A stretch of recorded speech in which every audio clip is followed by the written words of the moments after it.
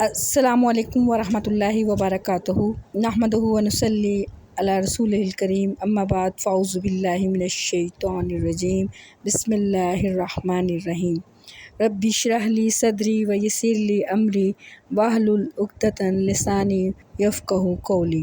اپنے پروگرام روشنی کے سفر میں خوش آمدید کہتے ہیں۔ آج جو ہمارا عنوان ہے موت کا ذائقہ۔ موت زندگی کی حقیقت ہے، جو دنیا میں آیا ہے اس نے ایک دن ضرور واپس جانا ہے۔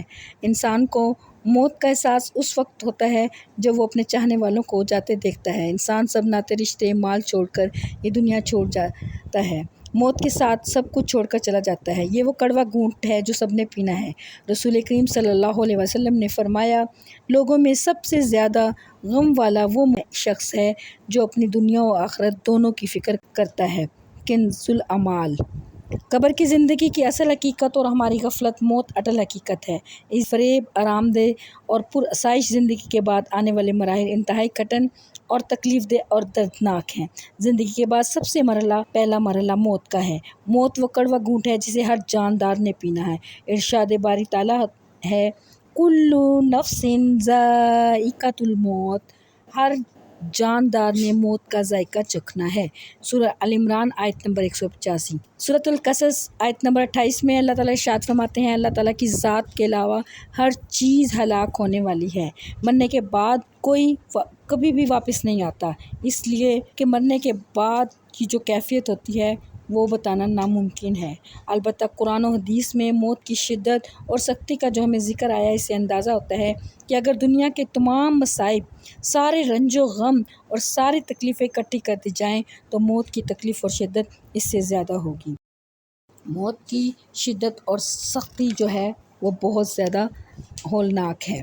آپ صلی اللہ علیہ وسلم کی جس وقت وفات ہوئی، اس وقت آپ جس مرض میں وفات پائی، اس میں اضطراب والی آپ کی کیفیت تھی۔ یہ عالم تھا کہ پانی کا پیالہ ساتھ رکھا ہوا تھا جس میں آپ صلی اللہ علیہ وسلم بار بار ہاتھ ڈالتے اور چہرہ مبارک پر مل لیتے، اپنی چادر کبھی چہرے مبارک پر ڈالتے اور کبھی ہٹا لیتے۔ آپ صلی اللہ علیہ وسلم پر جب موت کی غشی طاری ہونے لگی تو آپ صلی اللہ علیہ وسلم نے چہرہ مبارک سے پسینہ پونچھتے اور فرماتے جاتے، سبحان اللہ، موت کے لیے بڑی سختیاں ہیں۔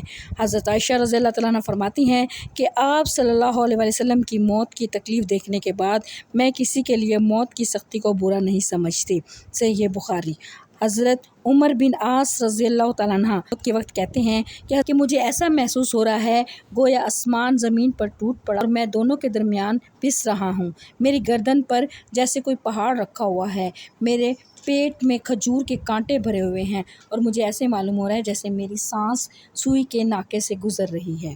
حضرت شداد رضی اللہ تعالیٰ عنہ موت کے بارے میں کہتے ہیں، موت کا لمحہ دنیا و آخرت کی تمام ہولناکیوں سے زیادہ ہولناک ہے۔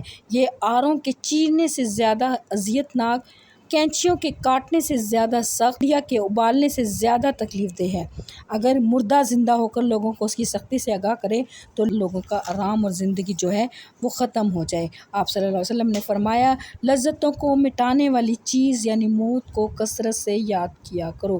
سنن نسائی اور ابن ماجہ کی حدیث۔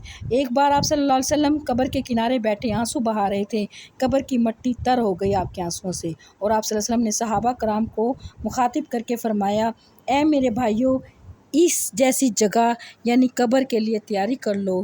ابن ماجہ کی حدیث۔ یعنی اللہ تعالیٰ ہمیں اپنی موت کو یاد کرنے والا بنائے، آمین ثم آمین۔ ایک بار آپ صلی اللہ علیہ وسلم نے صحابہ کرام رضی اللہ تعالیٰ عنہ کو خبردار فرمایا کہ تم لوگ قبروں میں فتنہ دجال کی طرح آزمائے جاؤ گے۔ صحابہ کرام اس قدر خوف زدہ ہوئے کہ زاروں کو تار رونے لگے۔ سنن نسائی کی حدیث۔ حضرت عبداللہ بن عباس رضی اللہ تعالیٰ عنہ فرماتے ہیں کہ آپ صلی اللہ علیہ وسلم نے ہمیں فتنہ قبر سے پناہ مانگنے کی دعا اس طرح سکھائی جس طرح قرآن کی آیات سکھاتے تھے۔ نسائی کی حدیث۔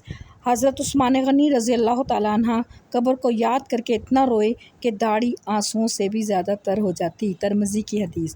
حضرت عمر رضی اللہ تعالیٰ عنہ قبر اور آخرت کو یاد کر کے اتنا روئے کہ چہرے پر دو سیاہ لکیریں پڑ جاتی تھیں۔ بہقی کی روایت۔ حضرت ابو ذر رضی اللہ تعالیٰ عنہ نے موت اور قبر کا ساتھ خواہش کرتے، کاش میں ایک درخت ہوتا جسے کاٹ دیا جاتا۔ اللہ تعالیٰ ہمیں موت کو یاد کرنے والا بنائے، آمین ثم آمین یا رب العالمین۔